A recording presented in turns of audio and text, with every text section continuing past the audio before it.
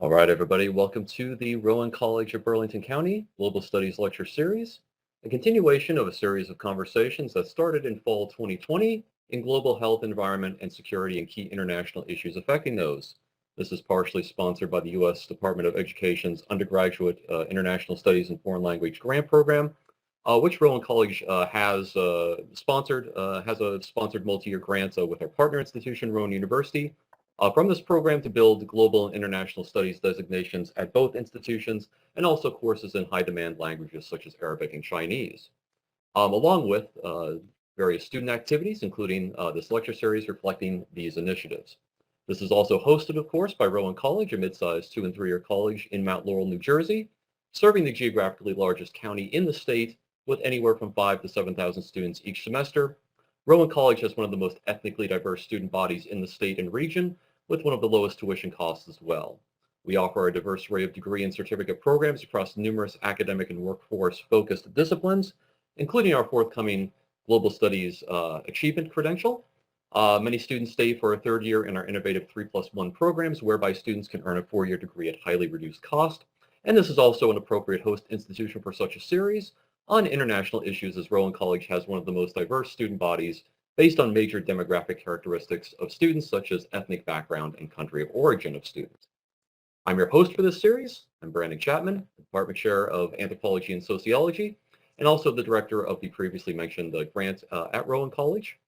The goal of this lecture series, we're now in our 8th edition of this, I believe, this evening, is to bring to Rowan College campus, and here our virtual WebEx campus as well, top-level scholars, academics, researchers, and industry professionals at all levels of career, early, mid, and late career that are experienced, knowledgeable experts in global health, environment, and security issues, and to develop this knowledge and skills, of course, in our students at both Rowan University and Rowan College, and to have a dynamic conversation about key global issues within these areas, and to give our students such avenues to advance their training in these topics as well.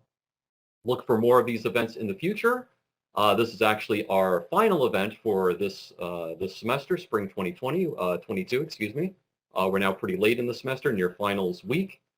This is a good extension this evening. We have had the last two this semester, just within the past couple months. We talked with Hal Brands, also of AEI, back a couple months ago about the larger global order, international order implications of the Russia-Ukraine war and conflict. Last time, previously, a few weeks ago, we talked with Norman Neymark about the historical, placing the Russia-Ukraine war in more historical, global significance, about defining war and genocide and these sorts of things that have been pertinent in the news.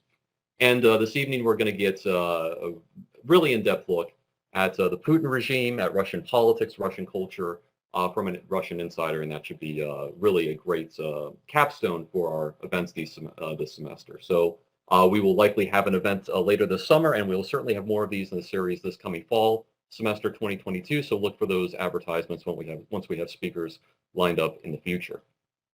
This evening, we have the pleasure of welcoming to the lecture series Dr. Leon Aron. Dr. Aron is a longtime senior fellow at the American Enterprise Institute, AEI, one of the most prominent think tanks in Washington, D.C. He is a Russian national who immigrated to the U.S. As a refugee back in the late 1970s, and he is a leading scholar in Russian politics and political history, Russia's foreign and domestic strategies and policies, and the political, economic, and social transitions in Russian society during and after the fall of the Soviet Union back in the 80s and 90s. He has authored numerous books and research essays and papers on the democratic revolution in Russia during that time period that helped lead to the end of the Soviet Union, the strategies, methods, and goals of Vladimir Putin and the current Russian regime. And he wrote the first in-depth biography of former Russian President Boris Yeltsin. Besides his academic publications, he's published essays and articles in numerous journalistic and popular outlets, such as the Atlantic, Foreign Affairs, Foreign Policy, the New York Times, the Wall Street Journal, and the Washington Post, and has been a frequent guest on multiple national and international news outlets, such as PBS, CNN, C-SPAN, and CBS News' 60 Minutes. So the format then for this evening and agenda for the event, we will have the talk here given by our guest speaker, Dr. Aron. And then we can take questions. I can help facilitate questions, near the end and after his talk. And you can type those in the chat message board as we have previously. If you also want to get on audio, if Dr. Aron will allow that, we can certainly do that as well. And you should have a button, whether you're on your phone or on your computer. You should have the capability with the icon that looks like a word cloud or a speaking cloud. If you click on that, you can type your questions in the chat message board as well. And I certainly have questions for Dr. Aron too, in case, depending on how many we have from you all in the audience. So with that, and with this talk titled "The House That Putin Built," let's welcome Dr. Leon Aron to Rowan College. So, Leon, go ahead. Thank you very much, Professor Chapman. A few years back, Putin's former Deputy Chief of Staff, Vyacheslav Volodin, declared, if there is Putin, there is Russia. If there's no Putin, there's no Russia. Now, crude flattery, of course, and by the way, paid off for Volodin, who 2 years later was promoted to become the Speaker of the Duma, which is the lower house of the Russian parliament. But the truth is, Putin is there is a great deal of Putin in today's Russia, and so much more dangerous for that. Ralph Waldo Emerson said that there is no proper history, there's only biography. And it's hard to think of any country today where recent history would be a better illustration of this maxim of Emerson's than Russia. Now, most of what is written about Putin and his Russia have been trained rather narrowly at the Kremlin and its policies, paying little, if any, attention to the underpinnings of the regime. Whether intended or not, the result was that of an autocracy supported solely by propaganda, political manipulation, and terror. This is a risky oversimplification because it vastly overestimates Putin's ability to sway and mobilize millions of Russians. He has this ability because he has relentlessly and systematically reshaped the national identity of Russia. That is, the ways in which Russians see themselves, their country, and their history. He has rewritten, updated, or awakened the elements of the Soviet legitimizing mythology, actually pre-Soviet as well. He calls them духовные скрепы, or spiritual staples, and deployed them in ways that proved deeply satisfactory to tens of millions of his compatriots. So why did he succeed, and what are the main, or the strongest, I should say, of those staples? Well, he succeeded, I think, likely because the 4 years of the brilliant moral wisdom of de-Stalinization under Mikhail Gorbachev, known as Glasnost, the period where the censorship was lifted between 1987 and 91, and then the haphazard, although earnest, de-Bolshevization under Boris Yeltsin in the 1990s have proved too brief to extirpate the centuries of old identification of glory with militarism and imperial sway.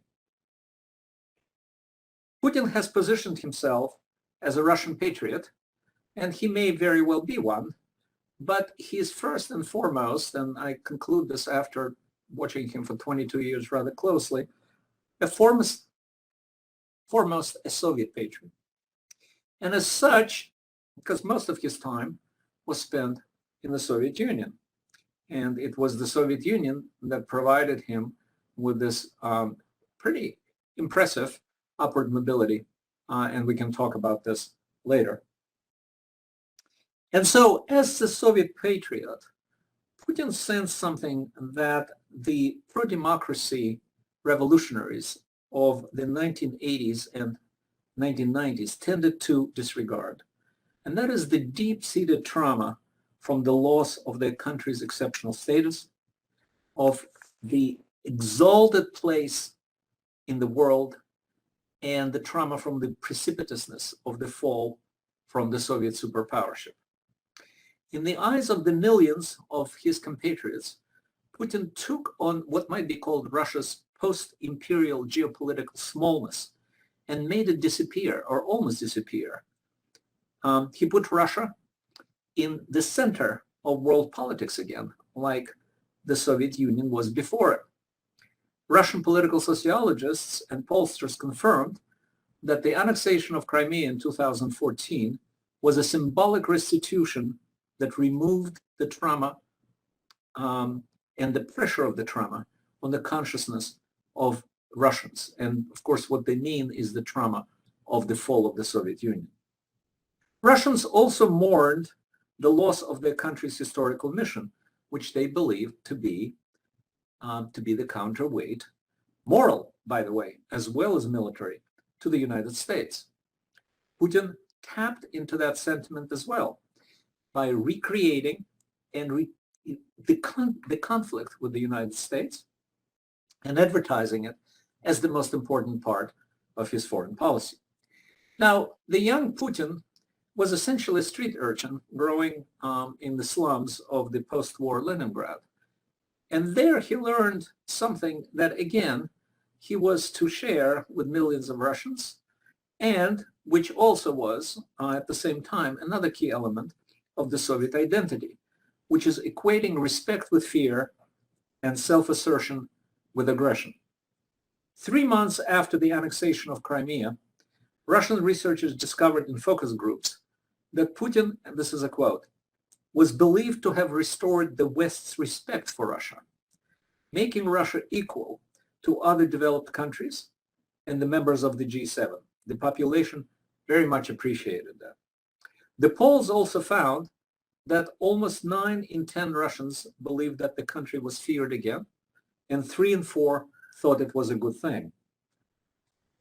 Now, as I mentioned before, Putin coined the term духовные скрепы, or spiritual fasteners, to indicate social ties with which he wished to unite Russia under his leadership.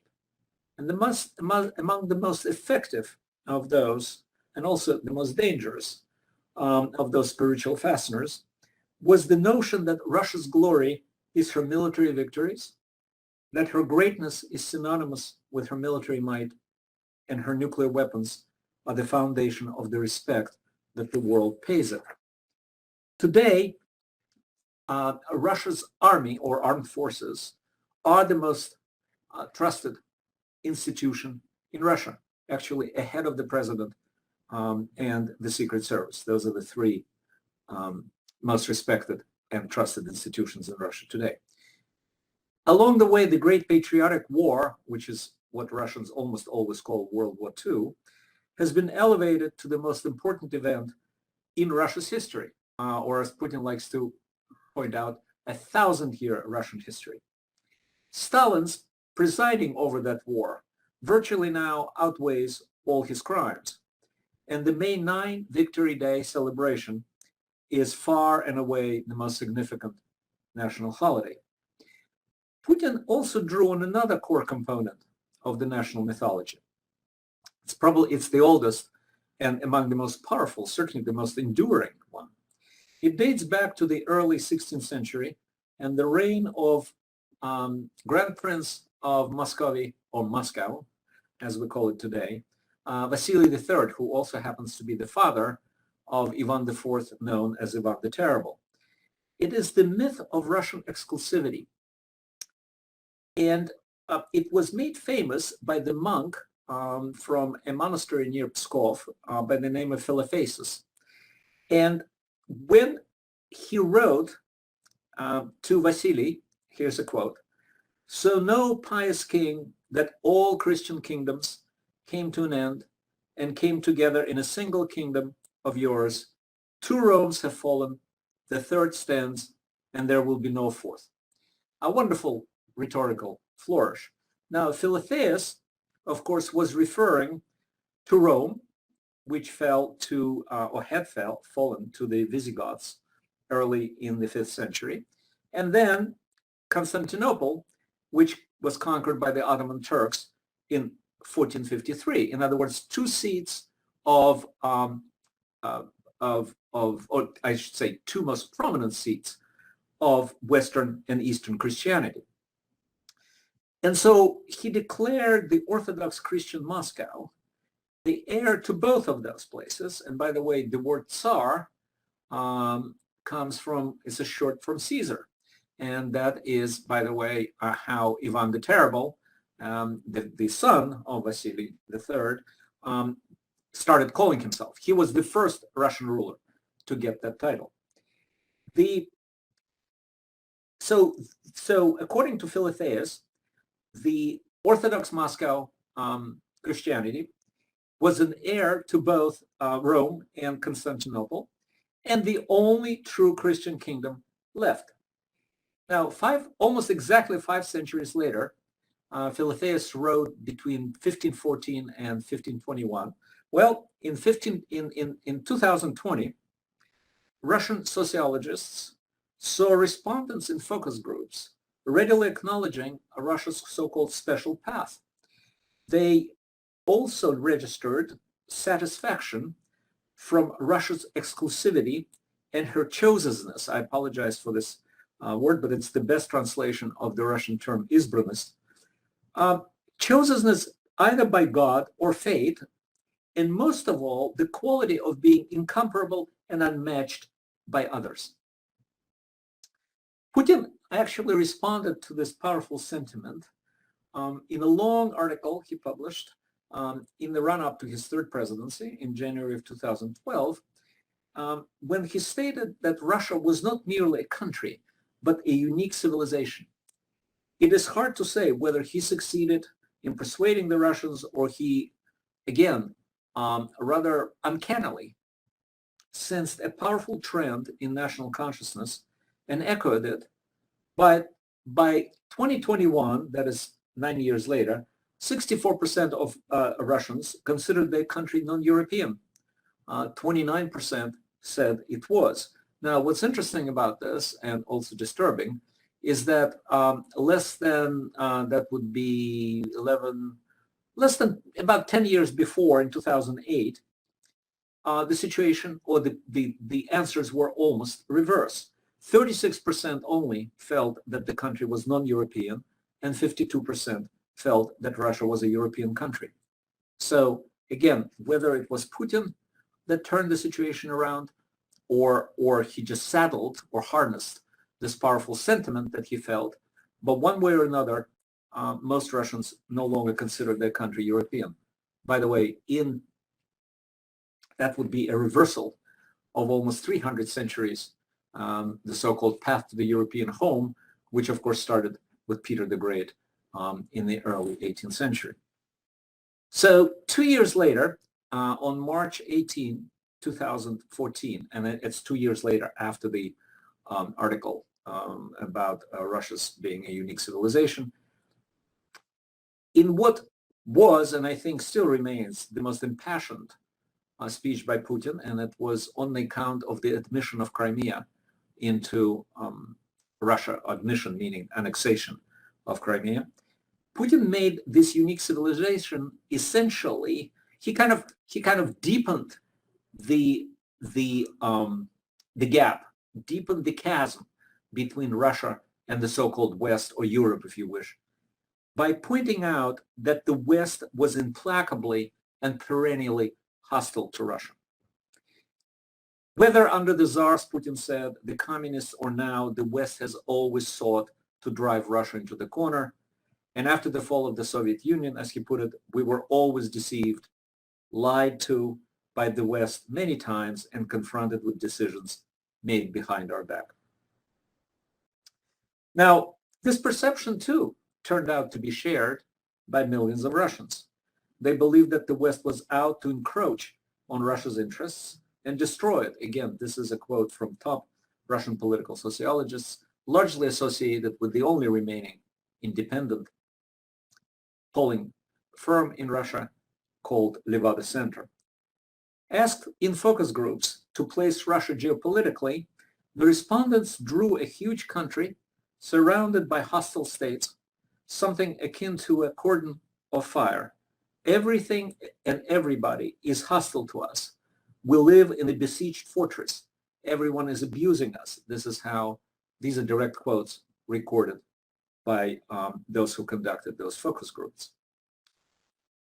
Besieged. Now remember, though, that besieged fortresses also engender wartime solidarity, a bond that sustains people in hardship. It is this vital connectedness that the great French sociologist Émile Durkheim described in his classic work, Suicide.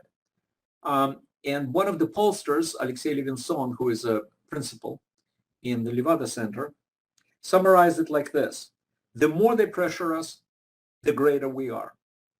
Putin tapped into this trope of the Soviet Union master narrative, the pride in confrontation and defiance. He recovered what Levinson called a national identity defined by the opposition to the West. Until Putin, no Soviet, I should probably presage this by saying that there's another way. I mean, we are now on the third or fourth trick or stratagem that Putin deployed in order to address various aspects of the trauma of the dissolution of the Soviet Union and assuage the population. So one of them is the fact that he started equating post-communist Russia with the Soviet Union. Now, until Putin, no Soviet or post-Soviet Russian leader, of course, publicly equated Russia with the Soviet Union. And in this case, of course, pre-revolutionary Russia, pre-1917 Russia. Now, the Soviet leaders did not equate Russia with the Soviet Union because the Tsarist Empire, which Lenin called a prison of peoples, was incompatible with the communist project. In fact, they did everything to destroy it. The post-Soviet leaders, like Boris Yeltsin, did not equate Russia, their Russia, with the Soviet Union because they did not want to be tainted by the crimes of the Soviet regime. Now, Putin has bridged his personal two loyalties and perhaps established the bridge for the loyalties of his compatriots when he said, in Soviet days, Russia was called the Soviet Union.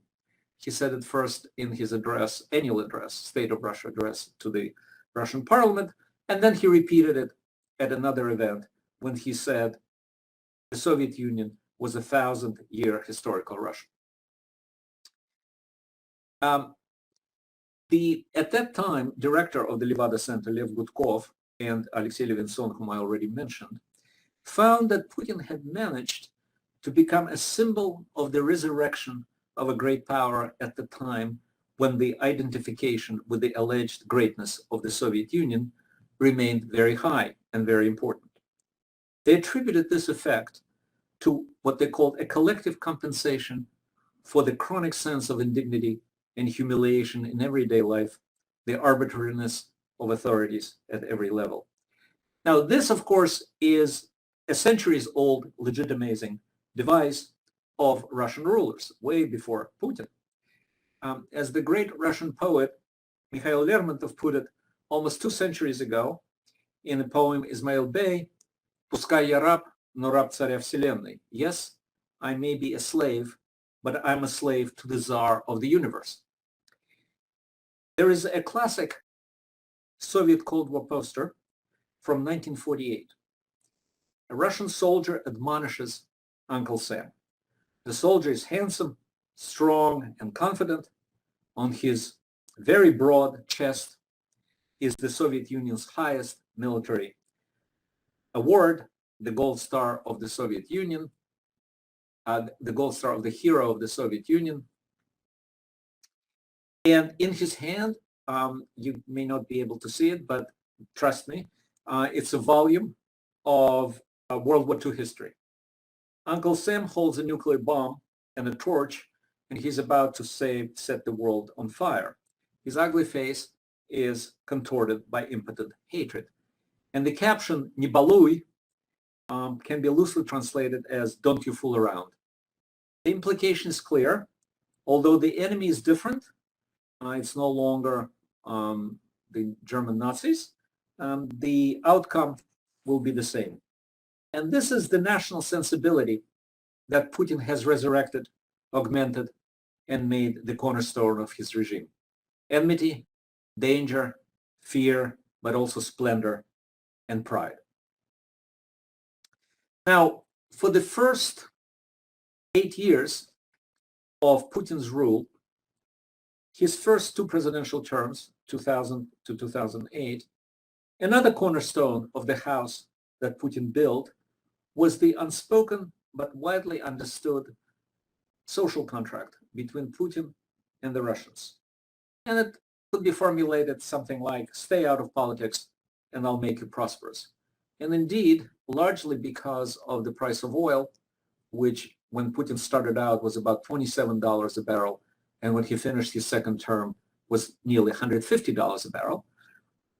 Russia under the first two terms of Putin's experienced probably the highest economic growth in its, to quote Putin, 1,000-year history. The real incomes grew 6, 7, 8, 9% a year, and the GDP doubled by 2008. But then the economy began to sputter. We could discuss later, but largely because of the structural and political problems. And since the beginning of his third term in 2012, Putin made probably the most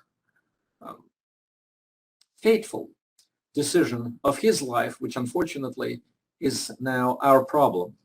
And that is that he began to switch the foundation of his popularity, which is the same as his regime's legitimacy, from economic progress and growth of incomes to what my Russian colleague called militarized patriotism. And so the contract became something like, stay out of politics and I'll defend you. As in Iran or North Korea or Cuba, a perennial war with America-led or with the American-led West became integral to the regime's legitimacy. Again, my Russian political sociologist colleagues called it imaginary threats that became indispensable to the national consolidation. In addition to scaring the world into paying attention to Russia, or as Putin likes to say, hearing us finally, war or preparation for war is now a mandate also for increasing repression at home, and I'll talk about that later on. The word "vaina," which is war, became part of the everyday discourse in Russia. It's as if we're back to the worst times of the Cold War. Between 2016 and 2022, the share of Russians afraid of a world war grew from 1/3 to over half, or larger than it was actually at the end of the Cold War in the 1980s. The fear of war is second only to the sickness of one's children, and it's ahead of such calamities as illness, abuse by authorities, or poverty. Again, these are the results of the national polls. The confrontation with the West that Putin engineered was compared to the Cold War. I will return to that again later on, but let me just mention a couple of things here. One of the problems with this parallel is that the Politburo elders who ruled the Soviet Union pretty much until Gorbachev came to power in 1985 did not need the threat of war to justify their hold on power.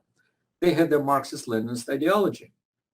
And in addition, because they were all, without exception, World War II veterans, they hated war, as only veterans can. Their mantra was "Лишь бы не было войны," anything but war. By contrast, Putin's approval ratings have been directly and immediately correlated with the perceived conflict with the West. They fluctuate with the rhetoric of confrontation, and they were, again, this is a quote from Russian pollsters, they get galvanized, his ratings, when the tension becomes especially acute. His support skyrocketed after the three-day war with Georgia in 2008 and the annexation of Crimea 6 years later. In the words of yet another focus group participant, the only man who can definitely defend the country is Putin. If, God forbid, there is some conflict, who else would defend us? Now, I don't want to leave the impression that for all the reasons of what my Russian colleagues call political technology, for all the rating boosts, the threats of war or war rhetoric that give Putin his popularity, a wartime presidency, and in effect, he remade himself as a wartime president, that is something that is more than just a mere tactical necessity. He is passionate about all things military, from rifles to uniforms to the intercontinental nuclear ballistic missiles. He appears to be reveling in soldiering, or at least the version of it that he availed himself of. He was, or he has been, on board of a destroyer and inside of a submarine. He shot fancy sniper rifles at 600 meters away and pulled the trigger of a replica of the famous, legendary AK-47 Kalashnikov. And then with the Minister of Defense on his side, he checked yet another gun. Putin loves this showy, heroic aspect of military life, according to a leading Russian military aspect, Alexander Goltz. He seems to, and again, this is a quote from Goltz, he seems to enjoy escaping the hostile and corrupt world of politics and finding himself in a pure, simple, and honorable domain of the military. Do you know what our advantage was? Putin asked an interviewer in a documentary about the invasion of Crimea, which incidentally was titled Crimea, the Path Back to the Motherland. It was that I personally was in charge. In the early morning of February 23rd, 2014, or as Putin recalls it, it was he who followed in real time the cortege of Viktor Yanukovych, the ally and the former Ukrainian president who was at the time fleeing a pro-democracy, pro-Western revolution in Kiev. And it was he, that is Putin, who looked at the map and realized that Yanukovych would be ambushed and shot at from large caliber machine guns. He, again, Putin, then ordered Russian military helicopters to pick up the former Ukrainian president. Now, once Yanukovych had been flown to safety in Rostov, in Russia, Putin turned to the aides in the Situation Room and said, we have to start the work of returning Crimea to Russia. He then gave, again, that's a quote from Putin, direct orders to the Russian armed forces to be ready for any possible developments in case the West attempted to interfere. At which point, the interviewer asked, does this mean we brought our nuclear force to the state of warfighting readiness? And Putin said, we were ready to do so. We were ready for the most untoward developments of the events. And it was he who selected the troops for the Crimea operation. And those were elite troops from the main intelligence directorate of the General Staff, otherwise known as GRU, the Marines, and the paratroopers. Putin may be exaggerating or even fabricating all of this, but we do not boast of that which we're not proud. A mural in the center of Simferopol, which is the capital of the conquered and annexed Crimea, would not be splashed on the wall of an apartment building if Putin were not pleased with the image. And for some reason, he's portrayed here as a naval officer, hands on the helm, decisive, competent, his eyes focused on the horizon. Putin also visibly relishes his rank. Now, his rank is that of the Supreme Commander-in-Chief of the Armed Forces of the Russian Federation. Now, although the general secretaries were also supreme commanders, no Soviet leader since Stalin had been so publicly addressed. Putin has been addressed at least since 2015 has been addressed as the Supreme Commander-in-Chief in every public event connecting with the military or paramilitary or police. It was first, or at least as far as I know, it was the first voiced by his Minister of Defense, Sergei Shoigu, in 2015, incidentally, when he reported to Putin about the successes of Russian operation in Syria. And since then, the title was repeated, as I said, at every military or paramilitary function Putin attended. Now, here's what General Dmitry Klimenko, who was the deputy commander of the Euphrates artillery group in a Russian air base in Syria, this is how he greeted Putin. Comrade Supreme Commander-in-Chief, our accomplishments here have reinforced the belief of the soldiers, sergeants, and officers in our victory under your guidance. And you will see, yes, that was the right photo, but displayed a bit early. You will see that Putin proudly wears that title right there. It's too small for you to read, but believe me, if you enlarge it, it's clear that it's written on that sweater of his or jumper or jacket on the front of it. Putin wore it, by the way, on a hike in the Siberian taiga on account of his birthday. And it's right under the presidential seal of a golden two-headed eagle and Russia's patron saint, Saint George the Victorious, who is always spearing the serpent. So as a full-time student, college student, Putin was spared the Soviet draft, but he appears to have this predilection for a military uniform. It's his favorite off-duty garb, whether he's fishing or riding, his bare or tank top clad torso is always framed by regulation army hat and trousers. And he wore them again on the eve of his 67th birthday in 2019, hiking and mushroom picking in Altai Mountains. And his only companion at that time, tellingly, was Minister of Defense Sergei Shoigu. There they are. There are, right. There are several photos, and in all of them, Putin is sort of definitely wearing military uniform. Under Putin, Russia became saturated with symbols of martial might and glory. In 2008, after a gap of 18 years, the tanks and missiles were back on Red Square for the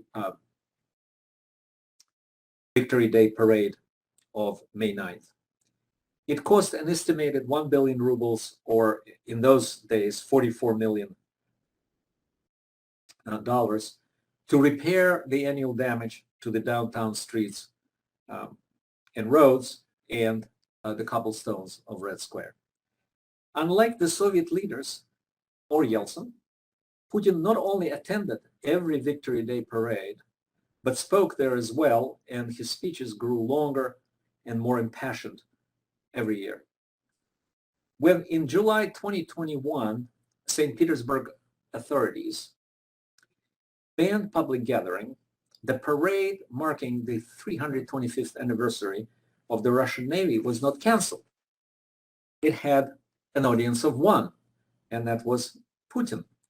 And he must have been especially pleased to see the brand new strategic submarine, that is the one carrying nuclear intercontinental ballistic missiles, named after his namesake and his hero, Prince Vladimir of Kiev, who baptized Kievan Rus. For their part, the military marked Putin's two recent birthdays with presents of their own. On his 63rd birthday in 2015, 26 cruise missiles were fired overnight into Iraq and Syria from warships in the Caspian Sea. 5 years later, on his another birthday, the Chief of General Staff, General Valery Gerasimov, reported by a video link to the Nova Ogarova residence, where Putin was hiding and continues to hide, actually, from COVID. That's outside Moscow. A successful test of the Tsirkon hypersonic missile. It was launched from a frigate in the White Sea, and 4.5 minutes later, it hit the target in the Barents Sea, 450 kilometers away. Now, in conclusion, let's see where the House of Putin, the House That Putin Built, finds itself today, especially with respect to the war on Ukraine. Now,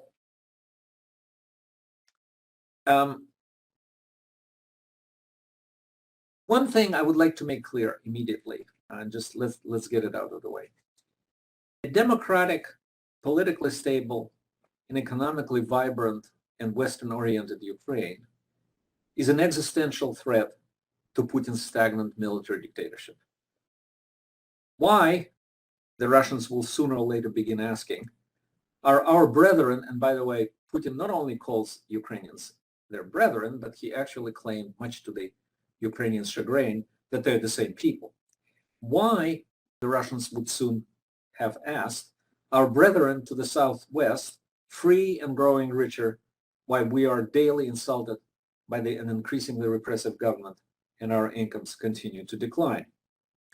And so I would like you to remember that Putin does not need a neutral Ukraine, which was a pretext for this invasion. He needs a failed Ukraine. And that is what this invasion is all about, not some mythical NATO menace from Ukraine.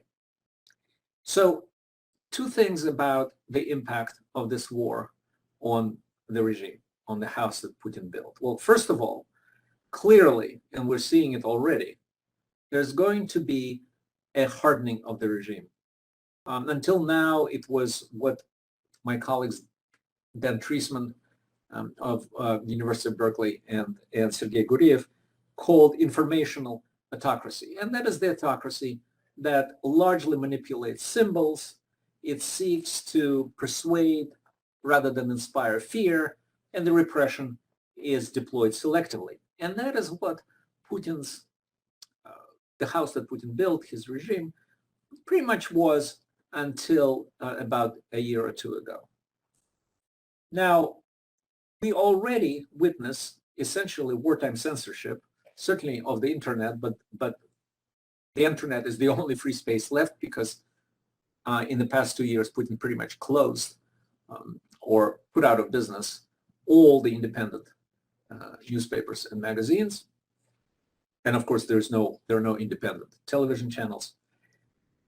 Anti-war demonstrators are arrested en masse, and more repression is likely to follow and increases every day. Now, the danger here is that after 2 decades of incomplete and steadily diminishing but real freedoms, a sudden switch to kind of neo-totalitarian and totalitarian regime carries enormous risks for Putin.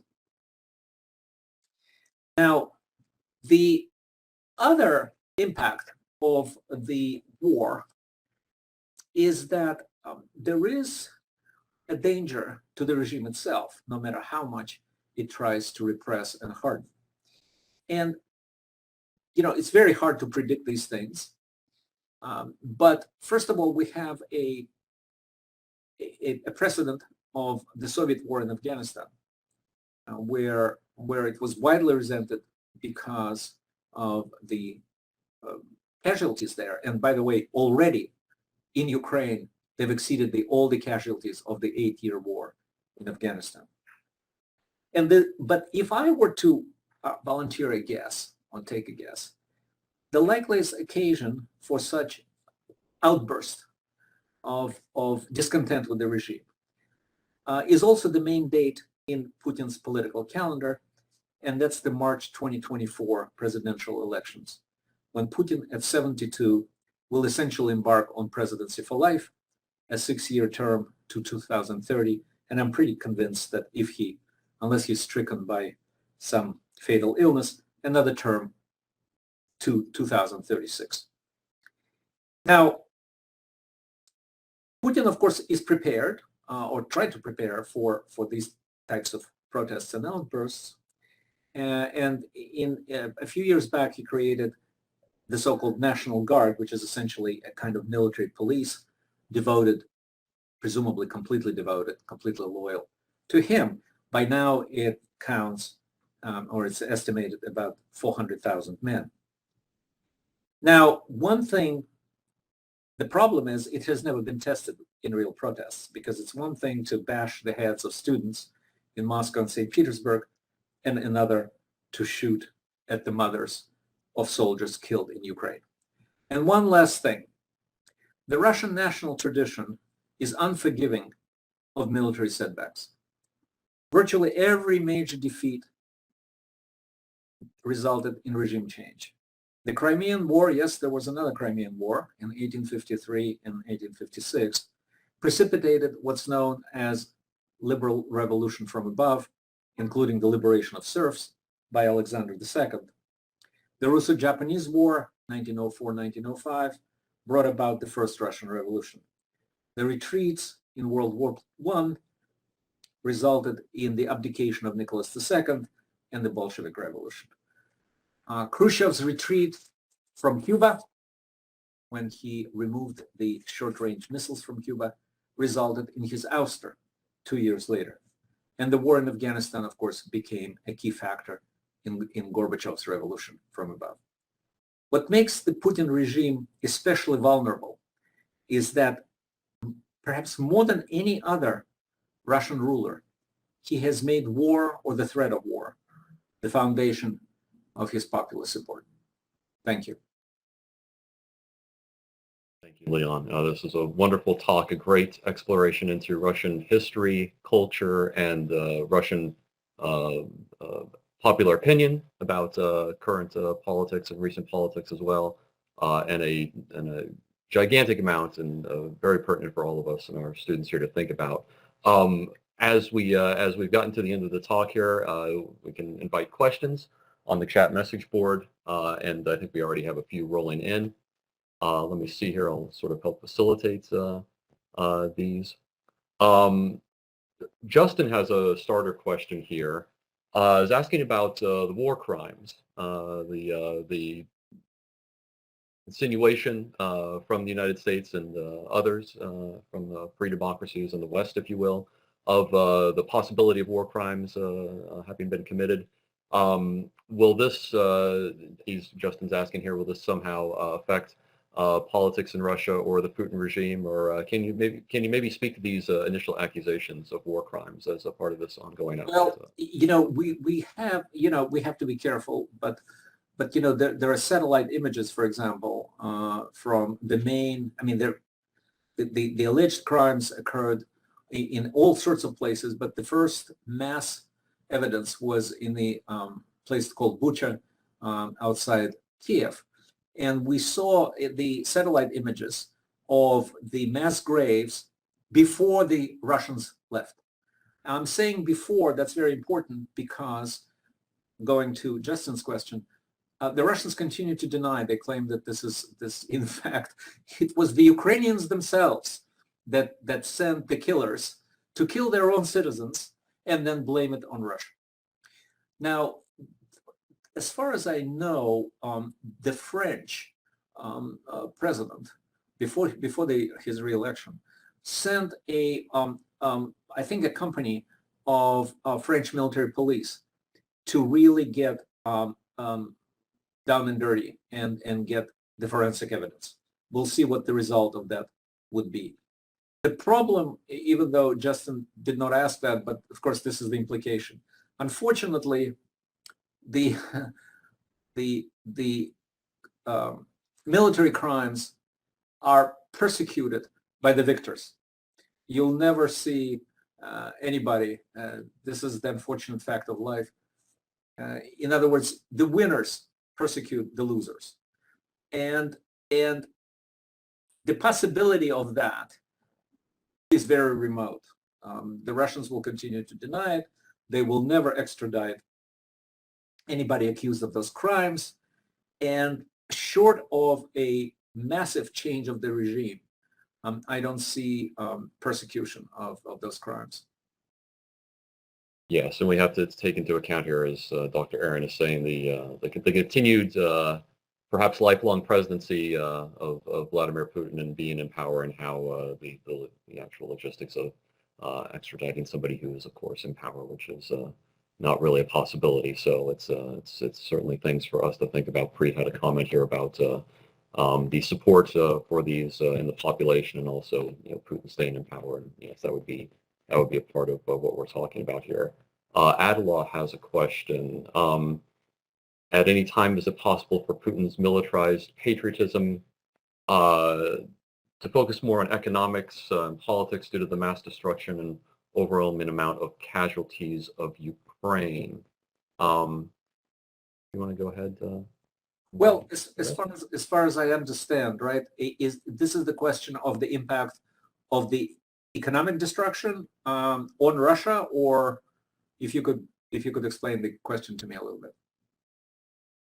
And yes, Adela, if you want to, maybe you can either get on audio or perhaps type in as well. If I can interpret a little bit, it seems to be that well, yeah, it seems to be asking about the impact on the economy and the politics of Ukraine. How does this how does this you talked a lot, of course, about the support of this in the Russian population and in Russia. Maybe you could talk about how that affects on the Russia side anyway, these sorts of things. There's obviously a lot of propaganda and all of that in Russian, so it's hard to even get that information out. That's the problem. Yeah. Right? That's the problem. On Russian television, well, first of all, you could go to jail for 15 years if you describe it as a war. It is known as a special operation. That's the first thing. On the Russian television, you will not see a single bombed out city, a single civilian killed. It's all about how humane the Russian troops are and how all the destruction is due to the resistance of the so-called Ukrainian Nazis. And so long as this informational barrier exists, I don't foresee any adverse effect on the regime, except from, as I mentioned, the casualties. Now, it's funny, it's already started, because when the flagship of the Russian Black Sea Fleet, which ironically was called Moscow, with 500 sailors on board, it's a giant ship, was sank by the Ukrainian missile. Only about 100 of those sailors have been accounted for. So the mothers and the other relatives of the rest of the sailors are trying to find out what happened to them. So that process, you could call it Afghanistization, again, referring to the Soviet 8 years in Afghanistan, may already have started. And it's causing anger and kind of helplessness among the relatives of those killed. That, I think, is probably the most effective way in which this war will affect the regime. Like I said, yes, there is internet, but by the way, you know that the Russians are now closing Twitter, Facebook. They're censoring, well, they actually, even before, they had closed almost all the progressive pro-democracy sites of the Russian internet. And so the question becomes, although there's the younger Russians do it through VPN and they still get some information, but they are probably 10 to 15% of those determined to learn the truth. And the rest are relying on the Soviet television, which of course is one big unbroken wall of lies. Do not underestimate the power of the military families, right? So there's a decent number of conscripts, from our understanding about, that have conscripts. So for the audience here, meaning those that are, there is 1 year obligatory military service in Russia for basically early young adults, young males, and that's been, at least my understanding, some of the military force that has gone into Ukraine. And so when the families, of course, they obviously find out when their son has passed away in the war, that becomes a political, can become over time, and has in some ways, at least a little bit, some sort of political backlash. So that is an important part of this too. Christian has an interesting question here. Maybe you could talk about a little bit, Leon, the what happens to those that protest Putin and political opposition. We obviously have some of the more famous cases like Navalny, obviously, but maybe just more, even beyond the more high-profile cases, just generally as well within the country. What happens to those who this is not the Gulag exile like back in the Soviet days, of course, but it still can be obviously very serious arrest, other things. Can you speak to that a little bit for Christian? Yes, as I mentioned, the hardening of the regime has started already. You could get now several years of prison, whereas before it was maybe 10, 15 days in jail for participating in the anti-war demonstration. People are arrested, people are beaten up with increased cruelty. The so-called single-person protests, which by the Russian laws and the constitution are supposed to be absolutely free. In other words, you could stand with a poster next to the Kremlin, and by law, and in fact, this is how it was the case until a few years ago, nobody could touch it. This is no longer the case. They also, from their Chinese and friends and colleagues, adopted a vast system of face recognition, so that those who participate in demonstrations, and I know it both from the Russian accounts and also from some of my colleagues and friends in Russia, you could be arrested years later because they systematically sift through the images, and the technology is pretty well developed by the Chinese, and now, of course, the Russians are using it. And if you participate in one of those demonstrations and you were not arrested at the time, you could expect to be arrested later. And so there is the return of fear, which really had not been the case, was not the case, I should say, before a couple of years ago. So there are severe terms. Like I said, you call it a war, you could be charged and then sentenced to about 15 years in jail. This is the highest, up to 15 years. And you mentioned Alexei Navalny. His organization, of course, has been decimated. All sorts of civil society organizations that were even vaguely questioning the policy have been closed, in many cases declared so-called foreign agents, and subject to all kinds of bureaucratic pressures and tricks, and eventually closed, presumably not by the police, but by the civil courts. But of course, we know who is calling the tunes here. So it's becoming increasingly difficult for an opposition to exist, and there's been a mass exodus of those who would have protested. Russian, or I should say Soviet, post-Soviet republics, Armenia, Georgia, in some cases the Baltic republics, are now filled with Russian professionals, ages 25 to 30 to 40, that just grabbed a few things and just left. And they're there. We have photos of them sitting in the Turkey is another place, sitting in internet cafes and trying to work or trying to communicate with those they left behind. And who could blame them? But the point is that this is precisely the stratum that would have led protests, and they're now trying to get out. Now there are some heroic Russians who are staying and who are trying to protest, and there are a few outlets still left on the internet where they have voices. You never know with how those things start, how revolutions start, or how large-scale rebellions start. It's always a surprise, but at the moment it doesn't look terribly hopeful.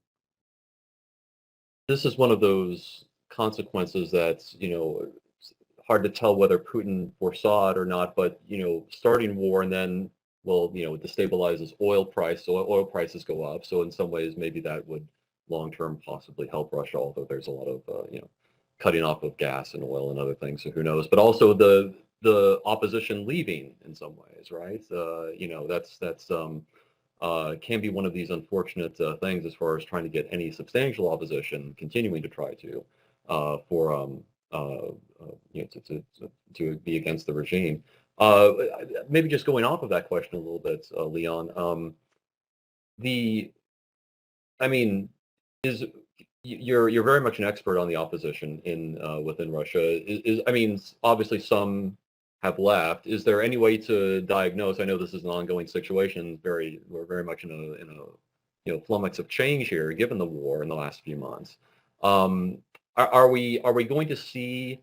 We don't want to predict anything, but maybe we can talk a little bit about legitimate oppositional candidates, or maybe what I think you've called in previous talks, or some of your guests have talked about from Russia, establishment opposition candidates, like opposition candidates that aren't really opposition, but are just put up by the regime.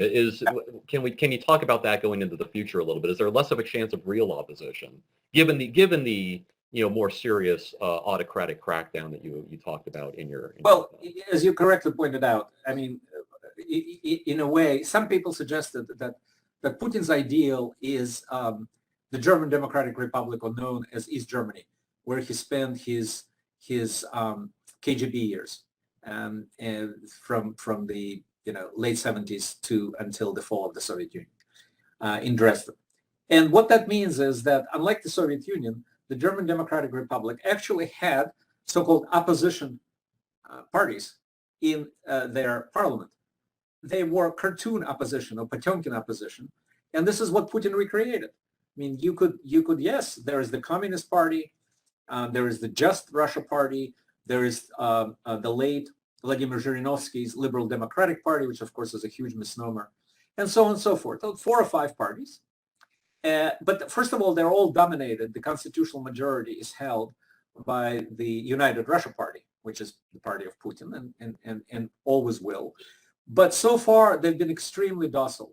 They all voted unanimously for all sorts of things. And the upper chamber of the Russian parliament, the Council of Federation, very readily voted, because by law, they are the ones who have to approve the military operations.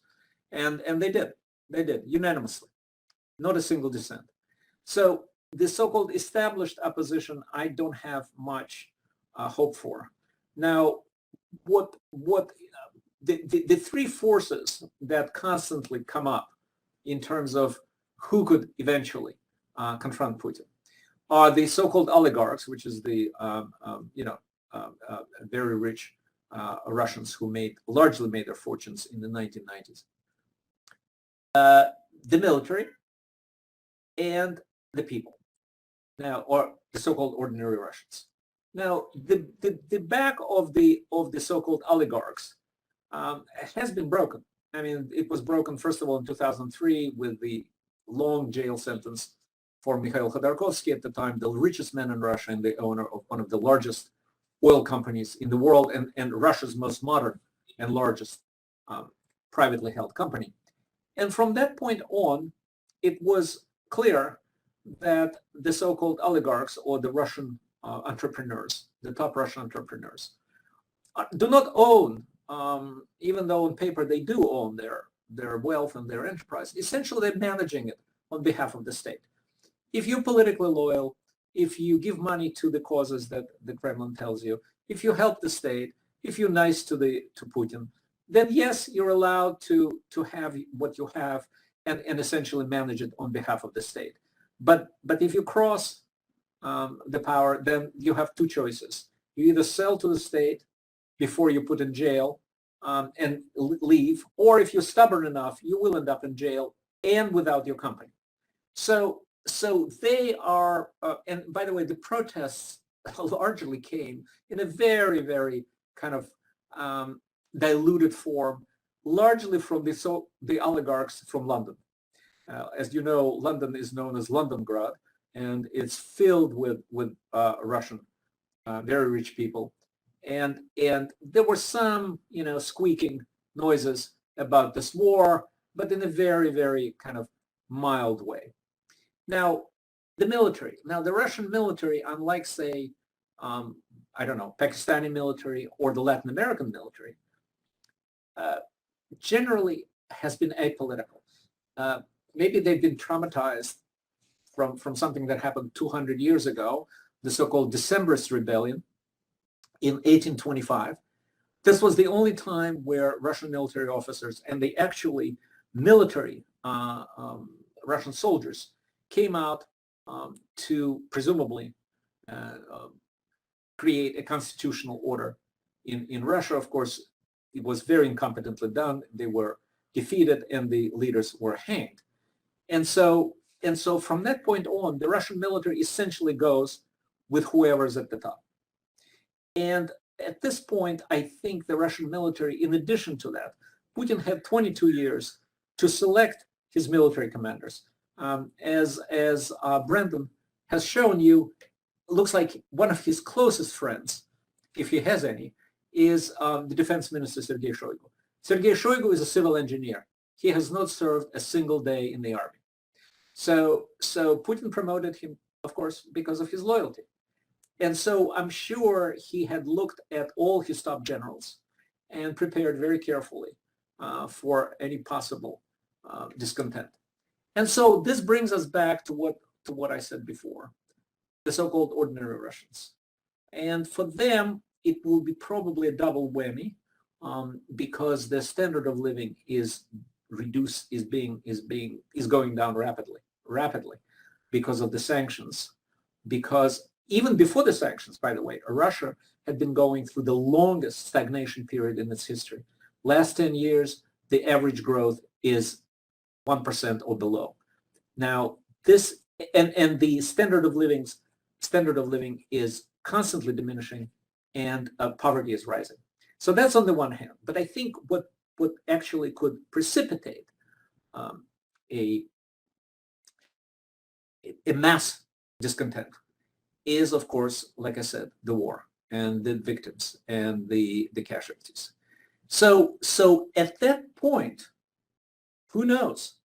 Even the legal opposition may jump on the bandwagon.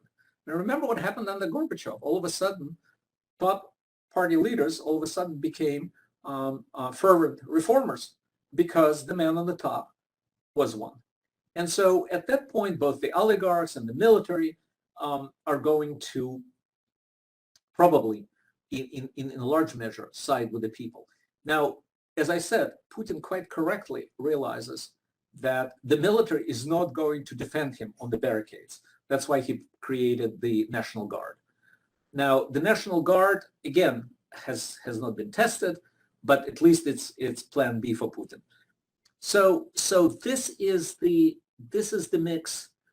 Nobody at this point can say how it will start or whether it will start anytime soon, but at least we could identify some of the elements of a potential kind of rebellion or discontent.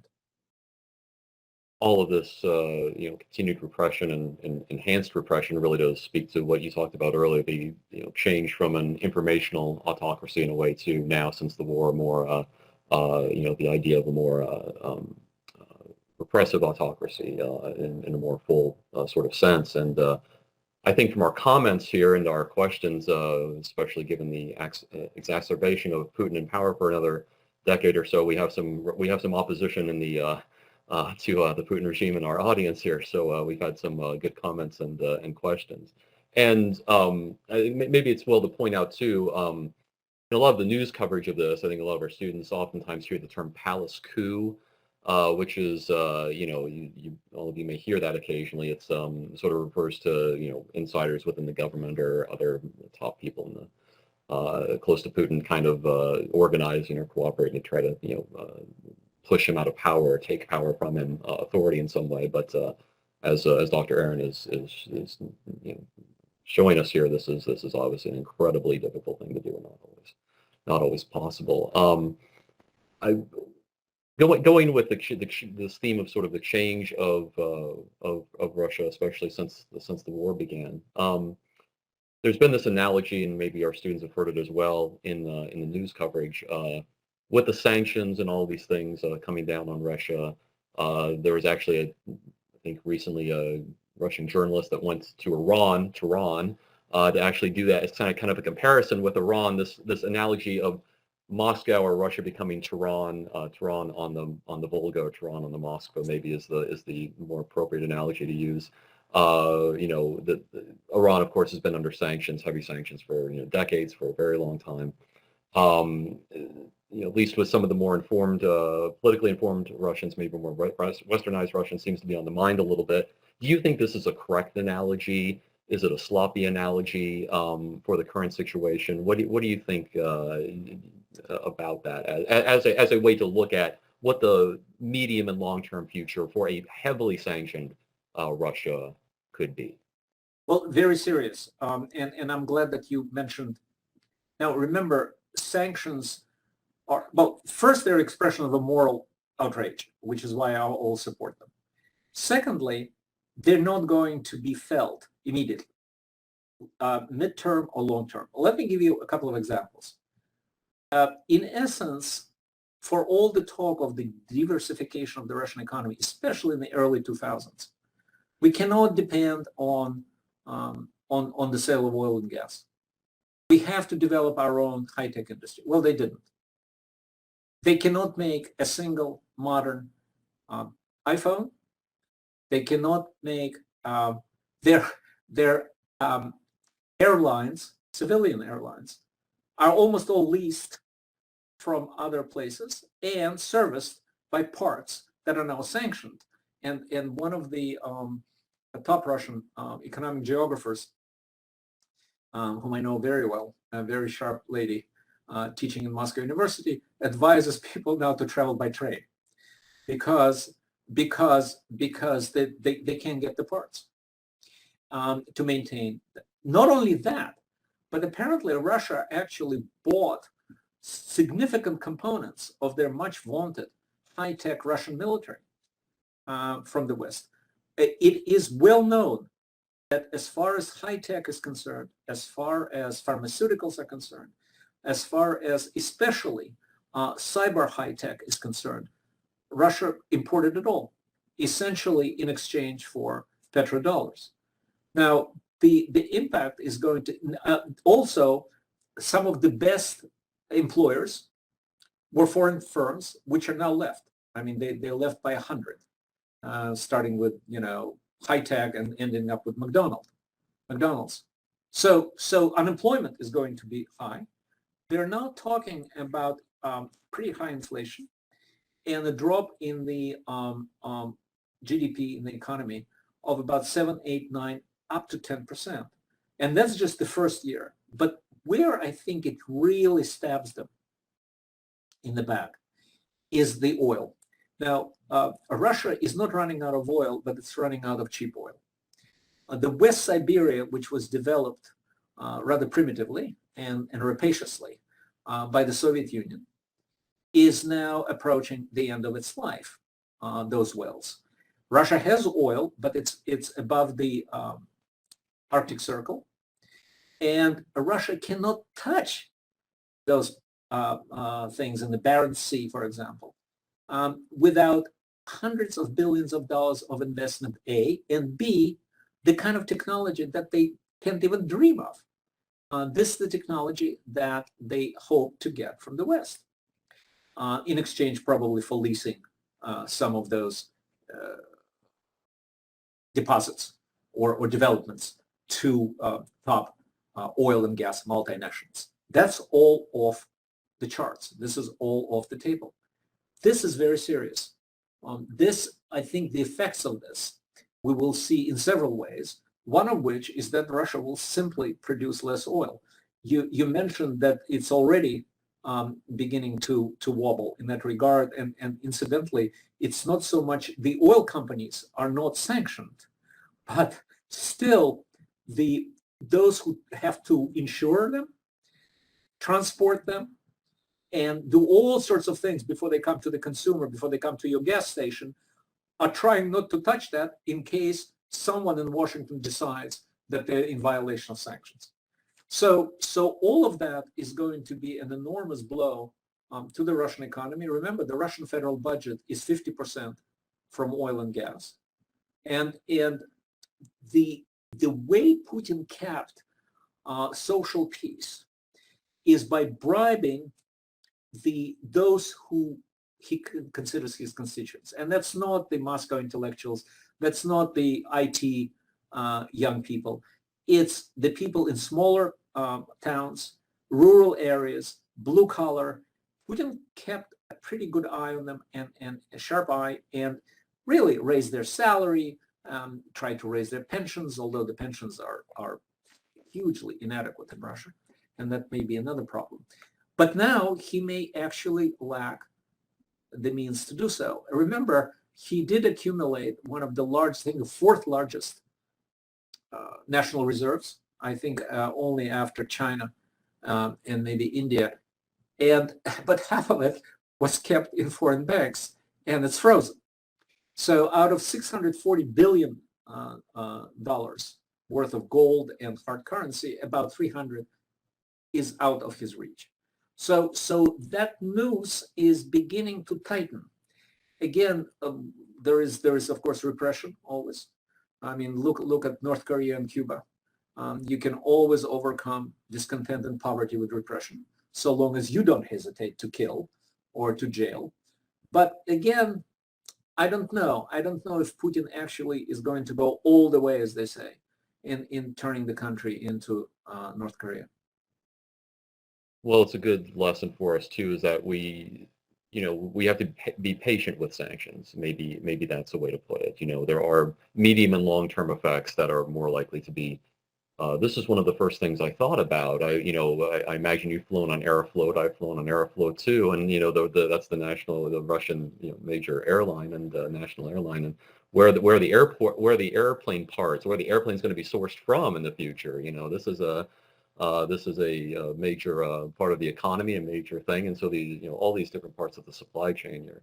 It gets us to think about the interconnectedness of the world, and certainly with Russia too. So there's a lot of long-term things that the economy and the people are going to have to think about. Do you have time for a couple more questions, Leon? Yeah. If we can, we got a few more minutes. Going along with that, as the long-term effects of this are felt, likely a little more going forward, assuming sanctions obviously will continue. We had a couple questions here about this repression, repression of the population, given that the long-term effects may be felt more in the future. Things like out-migration by Russians. Again, this is one of those sort of predictive questions, and we want to be very careful, obviously. But we can't put anything past Vladimir Putin, I suppose. Is there a way to maybe talk about the types and the types of future repression that are maybe more likely than others? I don't know if I don't know if restricting migration out of the country would happen, but who knows? He's done things that have surprised us before. So maybe you could talk about that a little bit. Well, as you said, it is hard. There's traditional. I outlined some traditional means. You go and arrest somebody participating in a demonstration. Now, beyond, and I guess this is actually where the borderline is between still a relatively soft authoritarianism and the hard one, and that is that. Okay, so you persecute the public protesters, but of course under the Soviet Union and in the countries like Cuba or North Korea, they don't have to be public. You could say something to somebody in your yard or in your kitchen, and you could be arrested if that's an informer. Sort of the East German way of dealing with things. So I think this probably is going to be the next step.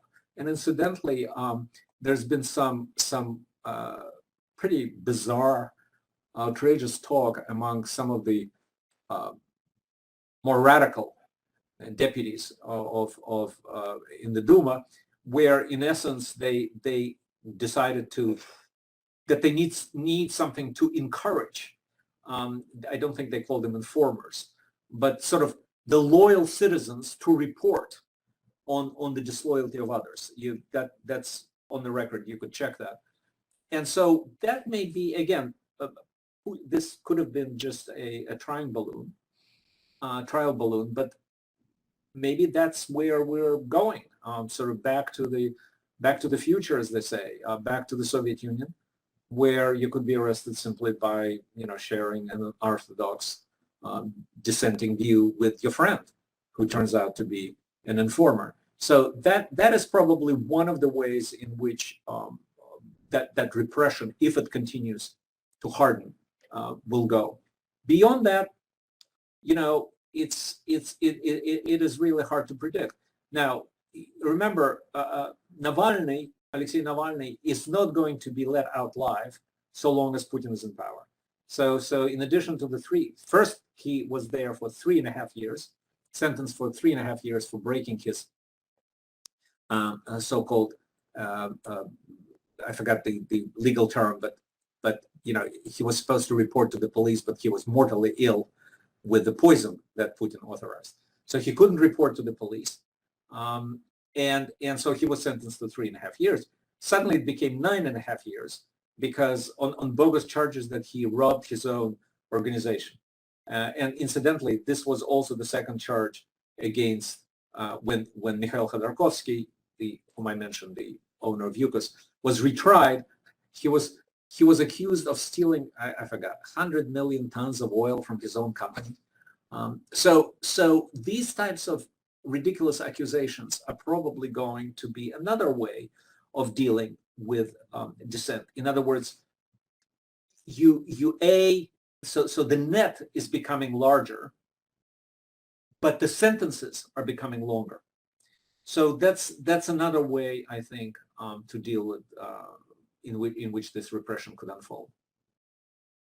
And a net of false charges and imprisonment, and that's a good point here. Maybe what we've already seen, and perhaps we'll see continued in the future.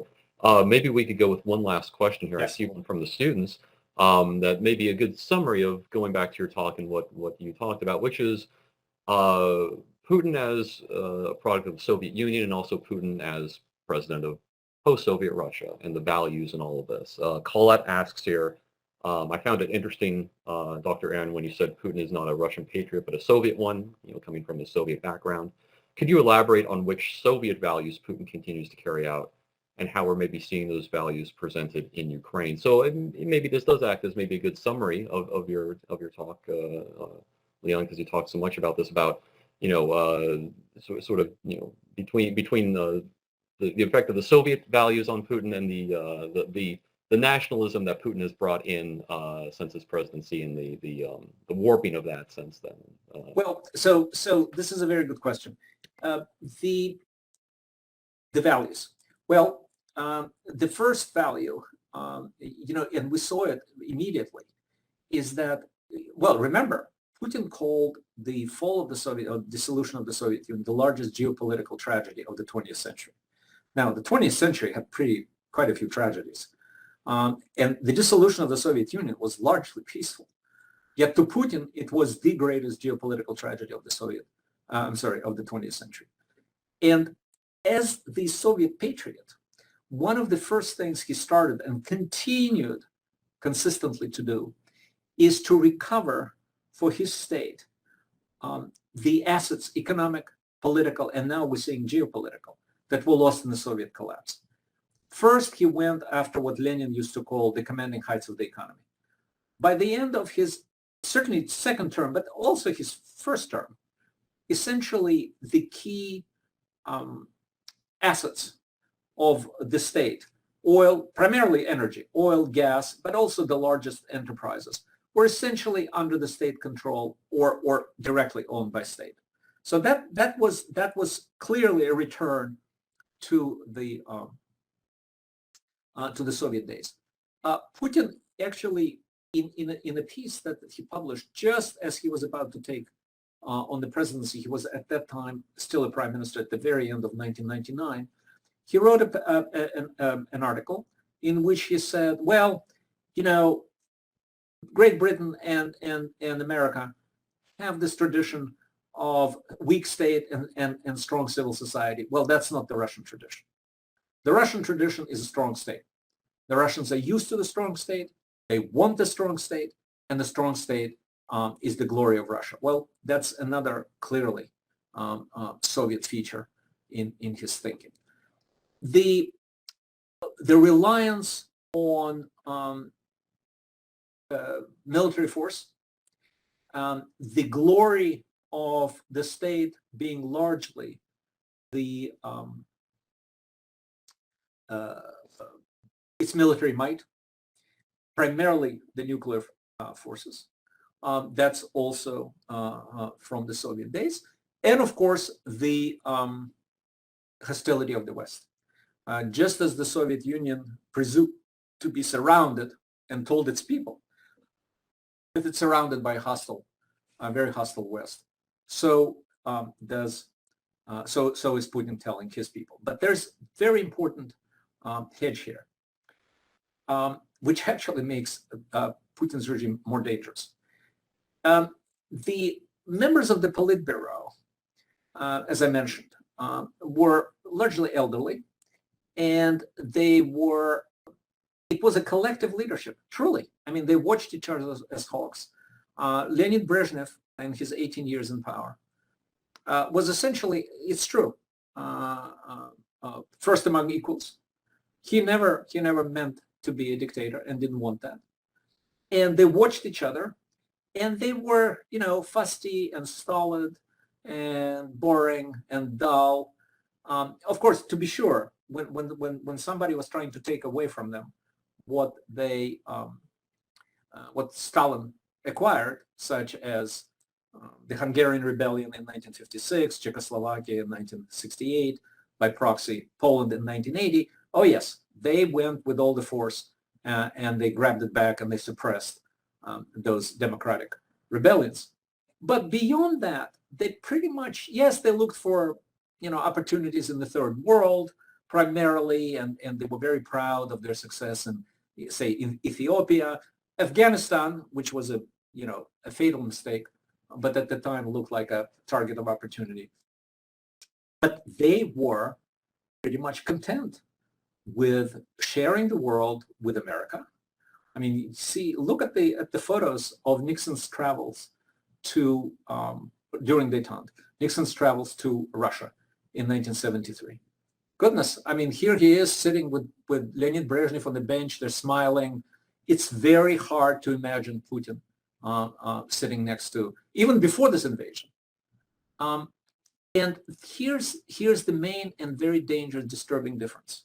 So that regime was, yes, it was evil. It was very tough, but it was predictable.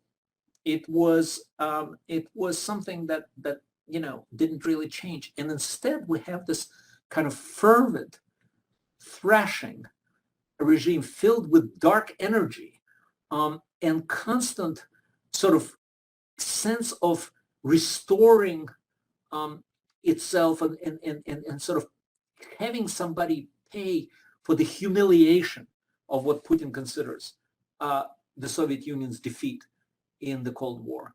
And that makes his regime actually, it's hard for me to say it, but I will say it, more dangerous than the Soviet one, certainly post-Stalin's Soviet Union. The idea to bring Russia from its knees, I think it's been said before, right?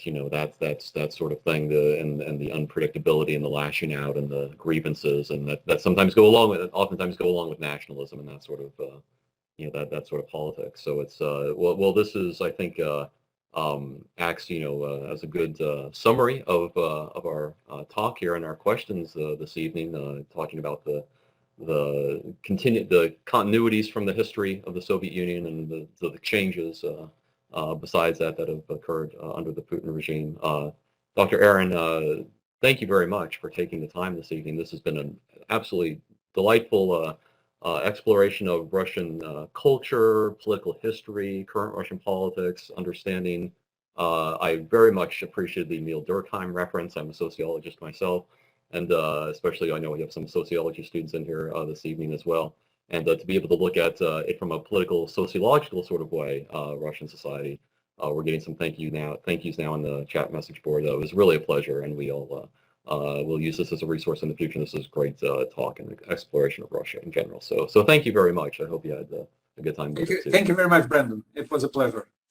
All right. Well, thank you, everybody. Thank you, Dr. Aron, for joining us this evening on the Global Studies Lecture Series, and thank you all for being here in the audience and contributing your wonderful questions, your insightful questions. We'll see you all next time on the next version of the series. Thank you, folks.